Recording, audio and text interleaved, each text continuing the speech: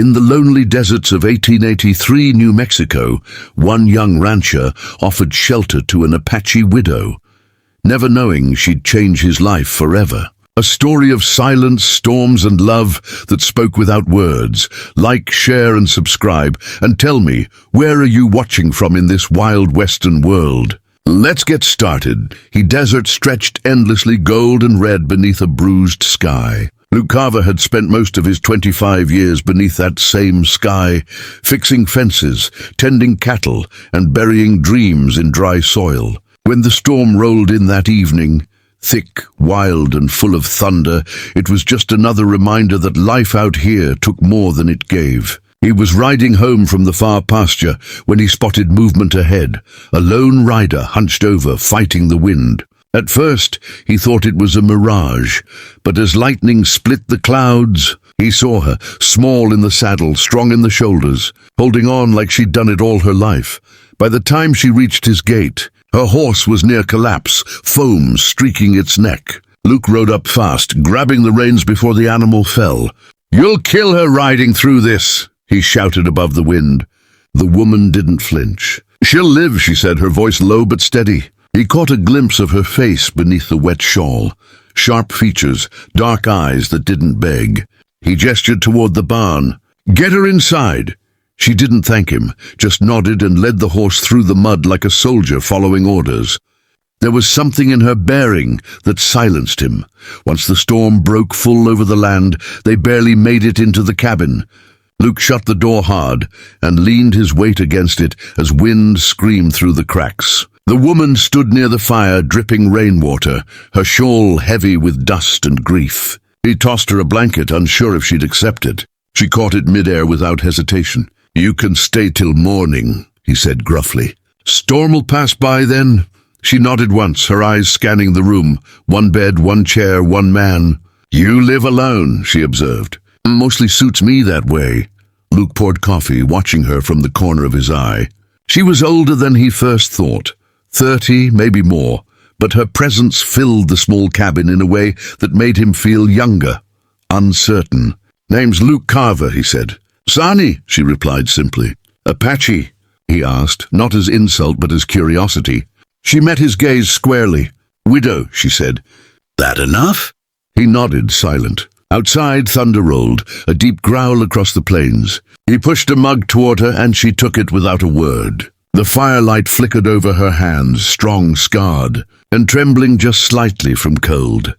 He found himself talking more than usual, about the drought, about horses, about how the desert changed a man if he let it. She listened, saying nothing, her eyes distant, fixed on the fire. "You live far?" he asked finally. "Far enough that it doesn't matter." Her tone was even, almost gentle, yet it carried weight. Luke wanted to ask more. Why she was alone, what she'd lost, but something in her silence warned him not to. So he poured another cup of coffee and let the wind fill the space between them. The storm outside raged, but inside there was a strange kind of calm. As the hours passed, Sani began to move about the cabin, her steps light but sure. She checked the shutters, fed the fire, and helped him settle the horse feed he'd left by the door.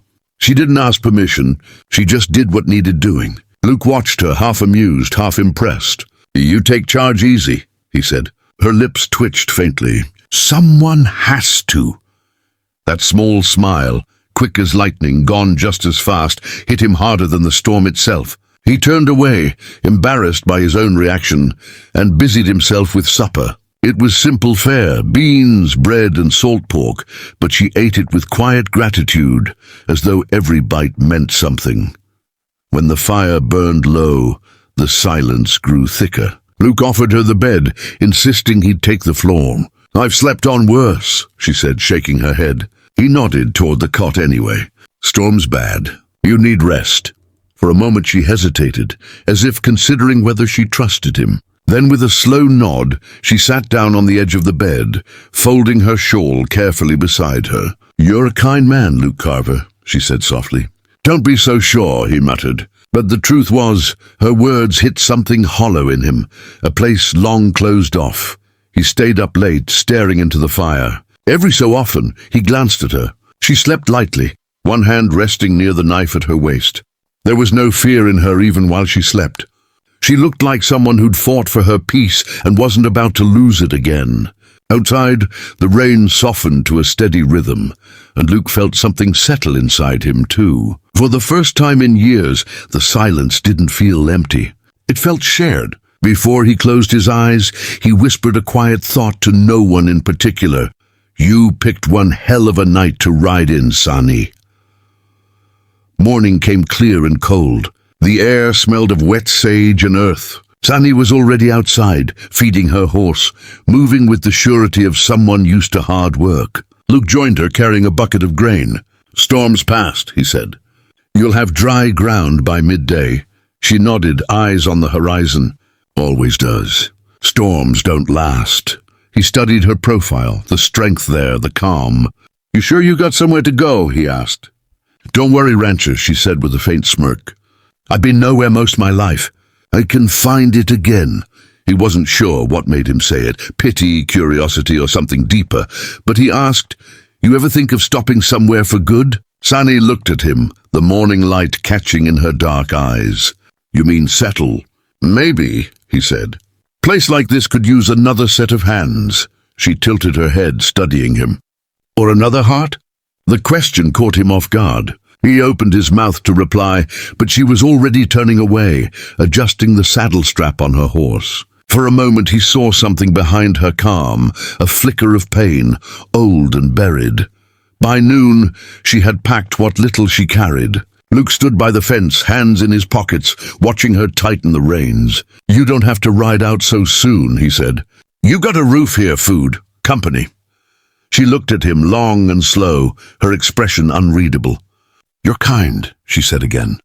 But kind men often want something in return. The words stung more than he cared to admit. "I'm not asking for anything," he replied quietly. "Not yet," she said, with the ghost of a smile. She turned to mount her horse, but stopped halfway. "You want a wife," she said finally, her voice steady, almost tender. "Or just someone to keep the house warm?" The question hit deeper than he expected. For a long time, he said nothing, the desert wind filling the space between them. Then with a rough exhale, he answered, "Maybe I just want someone who doesn't leave." Sani held his gaze, and for a heartbeat, something unspoken passed between them, an understanding of two people who'd both lost too much. Then she swung into the saddle, her figure framed by the endless horizon. "Then don't offer what you can't keep," she said. She rode off slowly, the sound of hooves fading into the open silence. Luke stood there until she was nothing more than a shape against the sun. He turned back toward the cabin, empty now save for the faint scent of coffee and rain. The storm had passed, but something inside him hadn't. That night, as the stars spread over the desert, he sat by the fire, staring at the empty chair where she had sat. He didn't know if he'd ever see her again, but he knew this much: she had left something behind. Not hope, not love. Something quieter, stronger. A beginning. The days that followed her return passed quietly, like wind through dry grass. Sonny didn't say why she came back, only that the trail had led her there again.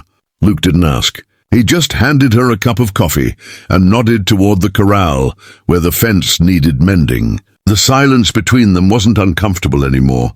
It had shape, weight, and meaning. Sani worked like she'd always belonged there, moving with calm precision, her long braids swaying with each stride. Luke watched her sometimes when she wasn't looking, not with hunger, but with a deep, unfamiliar respect. The kind that comes from seeing someone's strength up close. The ranch began to change with her touch. The barn got cleaned, tools found their places, and the horses, once restless, grew calmer under her care. She spoke to them in her own language, soft and melodic, the syllables rolling like the desert wind. Luke didn't understand the words, but he understood their effect. Even the land seemed to breathe easier with her around. When he rode out at dawn, she was already awake, boiling coffee or hanging laundry, the rising sun painting her silhouette in gold. She was a quiet rhythm in a life that had once been only noise and loneliness. One evening, after a long day of work, they sat by the fire, each lost in thought. The air outside carried the scent of mesquite and rain. Luke finally broke the silence. "You never did say why you came back." Sunny stirred the stew in the pot, eyes focused on the flicker of flame. "Maybe I missed the quiet," she said softly. He smiled faintly. "You sure it ain't the cook?" She looked up then, the hint of a smirk ghosting across her lips. "You burn bread, Luke Carver." He chuckled low. The laughter, small, genuine, felt strange on his tongue. It had been years since anyone made him laugh. As summer deepened, their days fell into a steady rhythm. They mended fences side by side, traded stories without words, and shared the kind of company that didn't demand anything. Sometimes, when the wind picked up at dusk, she would hum old Apache songs, the melodies carrying sadness and something older than sorrow. Memory. Luke would sit nearby, sharpening tools, pretending not to listen, but her voice always found him. One night he asked, "What do those songs mean?" She shrugged gently. "They mean the same thing every song means. Someone left, someone loved, someone never came back." Her eyes met his then, steady and knowing. The truth was, they both carried ghosts. Luke had buried his parents young and spent most of his life chasing work instead of people. Sani had lost her husband in a skirmish and everything that made life certain. They were both survivors of a kind of quiet grief, the sort that didn't scream, just stayed. But together, the silence felt softer. One morning, when a horse kicked a rail loose, Luke saw Sani rush forward, fearless, steadying the beast with nothing but her voice. He realized then she wasn't fragile. She was carved from endurance. Watching her, he felt something shift inside him, something patient and true. The nights grew cooler as autumn neared. The wind carried whispers of change. Luke noticed small things, how she brushed hair from her face, how she laughed quietly when the chickens escaped, how her hands, strong and rough, still handled everything with grace. One evening, he caught her staring at the sky, the sunset spilling fire across the plains. "What are you thinking?" he asked. She didn't look away. "That peace don't last," she murmured. "Not for people like me."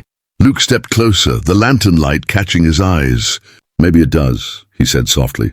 "If you let it." She didn't answer, but she didn't walk away either. That night the wind rose fierce again. The cabin shuddered and dust swept through the cracks. Luke found her sitting by the hearth, wrapping her shawl tighter. "Storm's coming hard," he said, tossing another log on the fire. She nodded, eyes on the flames. "Storms always come," she replied. "What matters is who rides them out with you." Her voice was quiet, but it struck deep. He sat down beside her. The light flickered between them, painting gold and shadow across her face. He could see the years etched in her eyes, sorrow, strength, resilience. Without thinking, he reached out, rough fingers brushing her hand. Sani didn't pull away. For a long moment, neither spoke. The sound of rain filled the room, steady and soft. She turned her hand slightly, her fingertips grazing his. "You don't have to," she said. "You don't owe me anything." Luke's voice came low. "Ain't about owing. It's about wanting." She looked up then, eyes bright in the firelight. "And what is it you want, Luke Carver?" He swallowed, searching for words he'd never needed before. "Peace," he said. "Maybe a reason to come home at night." She studied him quietly, her expression unreadable. Then with a small nod, she let her hand stay in his. The storm raged outside, but inside the world felt still. Luke felt warmth spread through him, not the quick heat of desire, but something slower, surer. Sani leaned back slightly, her head resting near his shoulder. "You ever think about tomorrow?" she whispered. "Not much," he said truthfully. "Out here tomorrow ain't promised." She smiled faintly. "Then maybe we just take tonight." He turned toward her, the distance between them gone. When he kissed her, it wasn't passion that led him, it was gratitude. Gratitude that after all the empty years, life had brought him someone who understood silence the way he did. Weeks passed. The town whispered, as towns always did. Some said the Apache widow had bewitched him, others that Luke had gone soft, but neither cared. They worked the land together, and for the first time the ranch began to thrive. Sani planted wild herbs along the fence, hung dream catchers in the barn, and laughed when he teased her for it. The laughter stayed in the air long after. Sometimes, at dusk, he'd find her standing barefoot in the dirt, eyes closed, feeling the wind like it spoke to her. "What's it saying?" he'd ask. "That this place finally feels alive," she'd reply. One evening, Luke came in from the fields to find her sitting by the fire, sewing a tear in his shirt. "You don't have to do that," he said softly. She didn't look up. "I know, but I want to." He stood behind her, his hand resting lightly on her shoulder. "You ever think about staying?" he asked. She paused, needle mid-air. "I already am," she said simply. When she looked up, her eyes held the reflection of the flames, steady, sure, alive. In that moment, Luke realized home wasn't the land or the cabin. It was her, sitting there in the firelight, mending a life he didn't know was broken. Years later, when folks spoke of Luke Carver and the Apache widow who tamed his restless heart, they said it was a strange kind of love, quiet, strong, built from two people who didn't need saving, just understanding. The ranch thrived, the land grew kind, and every night a lantern burned in the window, glowing warm against the endless dark. If travelers passed by, they'd see it and say, "That's the Carver place, there's peace there," and they'd be right. Because in a land where storms never truly end, Luke and Sani had found the rarest shelter of all, belonging.